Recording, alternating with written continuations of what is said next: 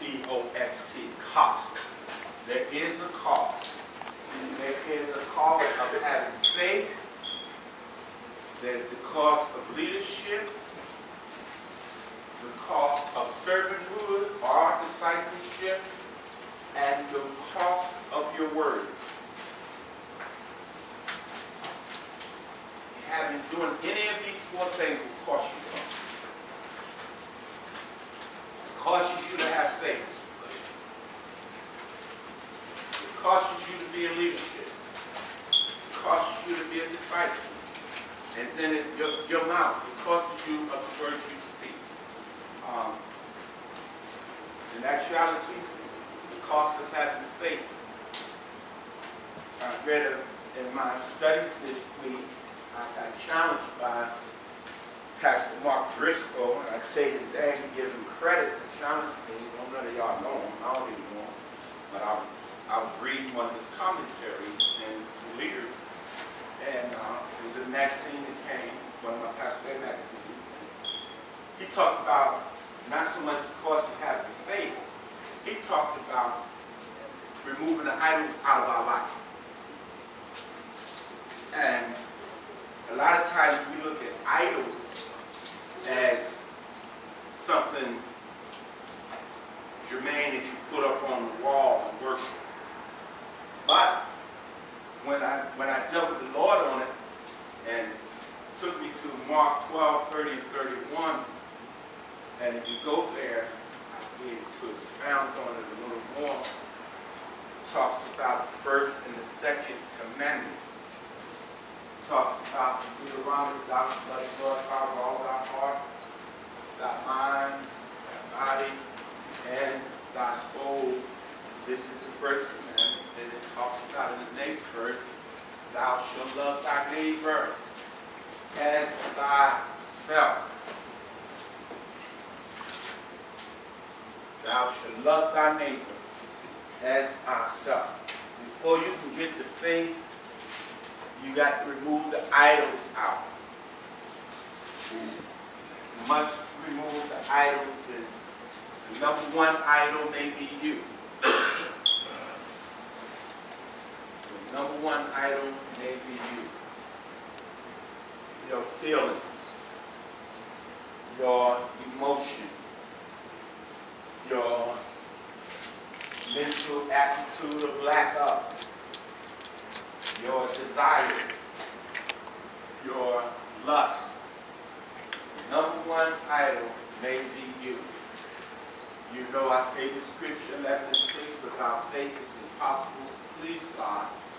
You must first believe that he is, and that he is a rewarder of them that diligently seek him.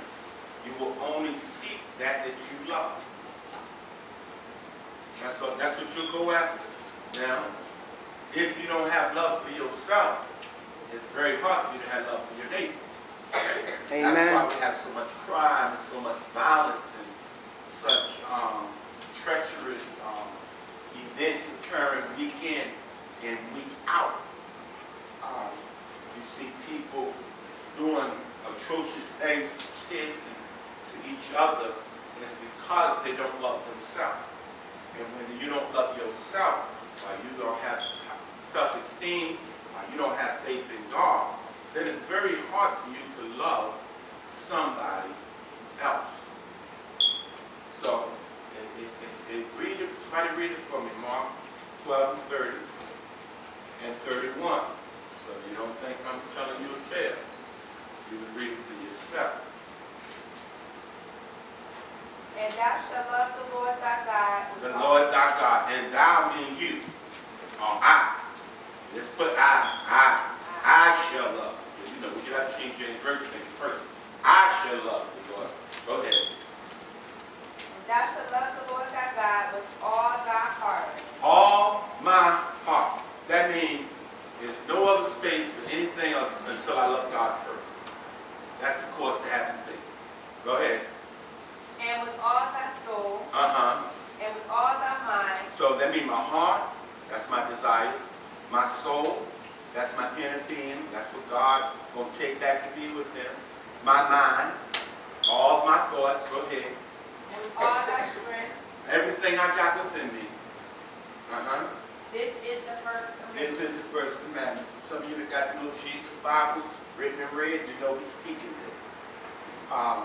So he's saying, and all he's doing is quoting Deuteronomy. You know, he said he's responding to something. You know, they're trying to. He said, "Thou shalt love the Lord God with all thy heart, with all thy soul, with all thy mind, and with all thy strength." Then verse number 31 says what? And the second is like, namely this, thou shalt love thy neighbor as thyself. There is none other commandment greater than these. These two. So here it is, Jesus is saying, the cost of having faith in God, the cost of having faith in me is, number one, you got to love. Then before you, that's why I say you got to move your idol out the way. He said before you can, after you love me, now you got to love your neighbor. You third on the totem pole. As you love yourself. Now, if you want to be number one on the totem pole, you already out of order. Because you done made yourself the idol. And anything that's not given to God, in his words, is idol worship. He said, I'm a jealous God. Doesn't mean you don't have a balance. Doesn't mean that you don't have life. Doesn't mean that you don't do things. But what it does mean that your heart is in God. So if you're looking for your neighbor to do for you what you won't do for yourself, you're not loving your neighbor. You're taking advantage of your neighbor. If you expect more of your neighbor than you expect yourself, then you just done lost it. Now watch this, and I want to be real clear about this. He didn't say the church. Your neighbor, regardless of what they believe in. You ought to love them as you love whatever he placed, whatever confines he placed you in. You are called to be the light of the world. You are called to change that atmosphere. And you're called to love them. And you can't do that if you're the idol.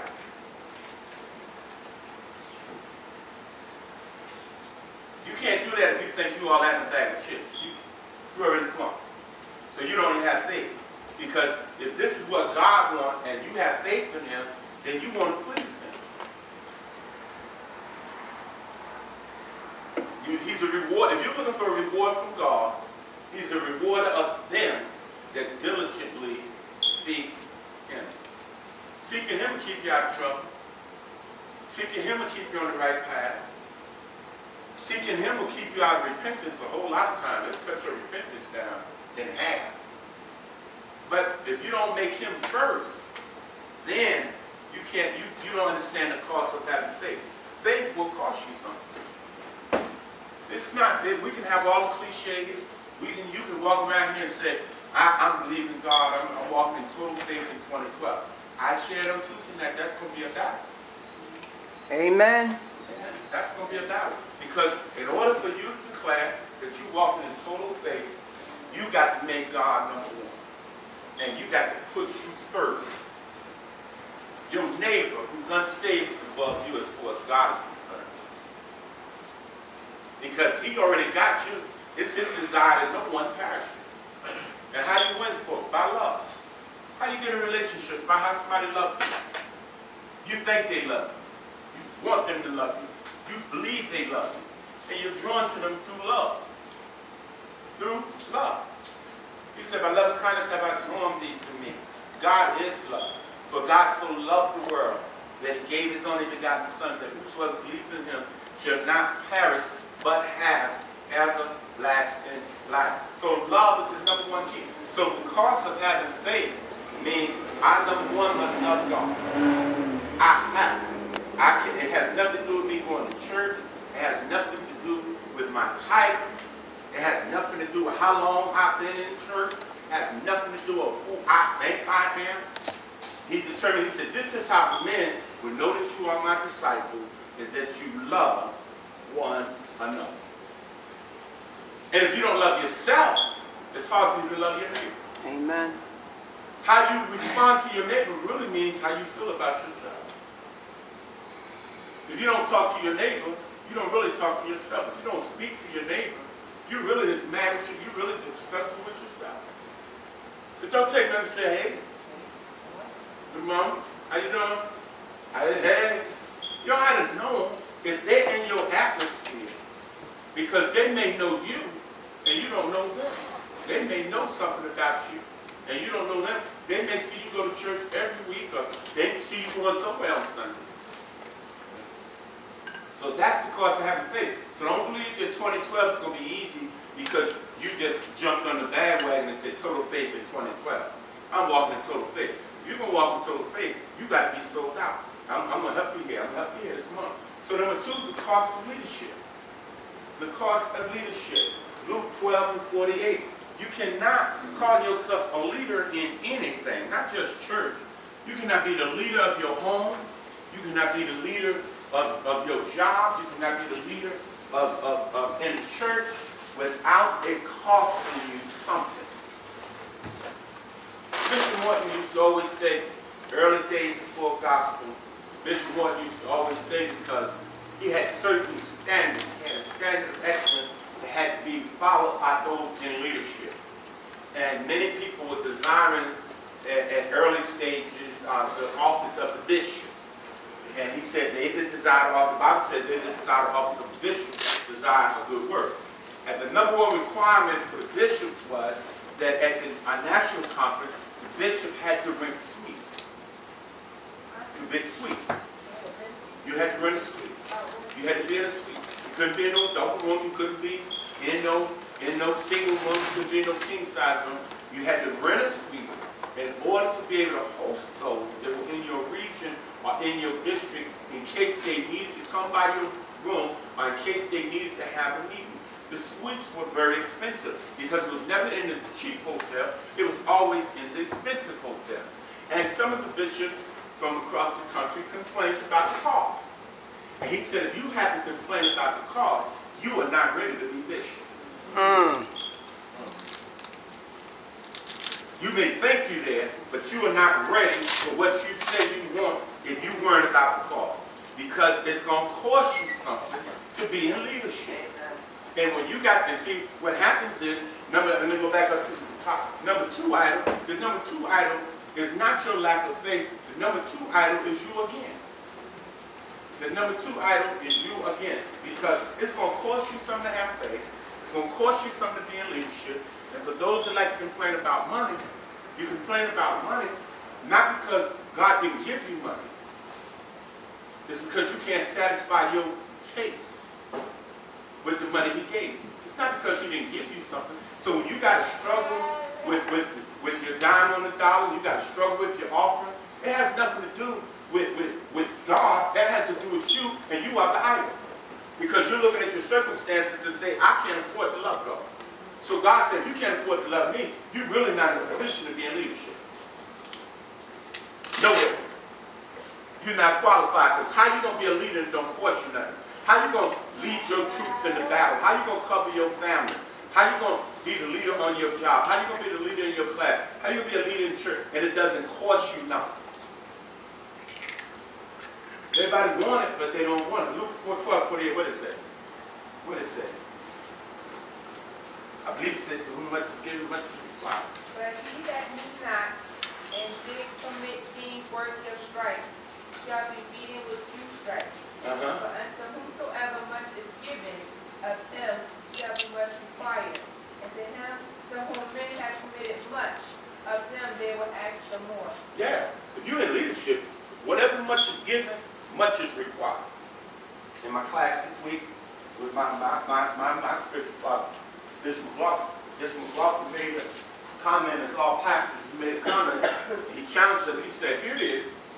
Y'all sit around worried about more, and you haven't taken care of what you got. To whom much is given, much is required. He said, you got parishioners worrying about a house, and their property ain't clean.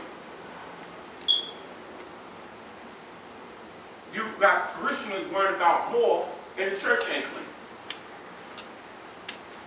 You got parishioners worrying about this, and they haven't handled what they already have. And I said, why? He said, to whom much is given, much is required. He said, y'all want what I got, but are you ready to make the sacrifice that it takes to handle what I have? He said, y'all can't pay your own rent, and you weren't. He said, my light bill $32,000 a month. He said, that's more than most of you make in a year. He said, that's my light bill a month. So everybody want to be in top, everybody want to be mega, everybody want to be seen. We're talking about pastoral aspirations now. Everybody want to strive in church, everybody want to bless church, everybody want to be the bomb, but he said, you're not ready to pay the cost. Because to whom much is given, much is required. In other words, it costs to sit up front. It costs to be seen. It costs you more than just you getting up here. Why do you think you see some people, y'all observe stuff, you see people, you've been around long enough, you see some people on your job as you work, and you see the bosses always seem to be a little stressed out. The bosses, they the main ones go out and drink. They're the main ones glad for the party. They're the main ones ready to get off of work. They're the main ones falling into sexual sin. They're the main ones falling into all these things. Why? The stress. To whom much is given, much is required. Because when they walk around with that title, when the owner comes in or whoever the CEO comes in, he don't want to talk to y'all. He brings them to the office. That's why you see it. It becomes public news when the coach gets fired. Public news when the CEO is fired. Public news when this one is fired, when that one is fired. Because leadership costs you something. And if you are appointed, you can be disappointed. And understanding the grace and mercy of God. Church is the only place where you can be in a position that you ain't qualified for. And you're not ready for it. It costs you something. So the cost of leadership, to whom much is given, much is required. So the more you learn, the more that's required. The more the Lord shows you, the more that's required. So understand, not only does having faith going to cost you something, being in leadership going to cost you something. Say, well, I'm not a leader. Being a servant going to cost you something. You got to take up your cross and follow. Somebody find that. Mark 8:34. It's going to cost you something. And see, if you're not in the Lord, nobody, that's why he said let the wheat and the tares grow together. He'll do separate. You're going to have folk around you that don't care nothing about God. They don't care nothing about God. They're sure of everything. The devil shows up to everything. And it comes in on your back. You bring it. You don't ride it on his own. You don't know stick. He comes with a willing vessel. Willing vessel. So, the course of servanthood. Mark 8:34. You have it? Read it, please. When he had called the people to himself, with his disciples also, he said to them, whoever desires to come after me, let him deny himself and take up his cross and follow me. My God. If you're going to follow Christ, there you go again. You back down to number 3. Remember I told you, the first one is God. Second one is your neighbor. And then number 3 is you. God, your neighbor, and you. Now I know y'all listen to the street way, self-preservation, the first reservation. That's street talk. That has nothing to do with biblical talk. Biblical talk is it's not about you. If you're going to be a disciple. Now, if you're going to be a church member, it's going to be about you.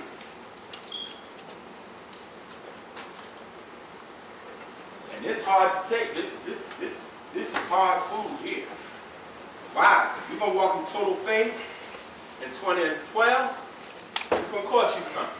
Time out. Time out. So, you got to love the Lord God with all your heart, your mind, your soul, your strength, and then you got to love your neighbor as yourself. Then, to whom much is given, much is required. To know and not do, you shall be beaten with many stripes. When you know to do good, I know evil is always present, but if you love the Lord God, and if you seek in his face, he's going to direct your path. He won't let you fall. He said, there's no temptation. Come on, somebody give me 1 Corinthians 10:13.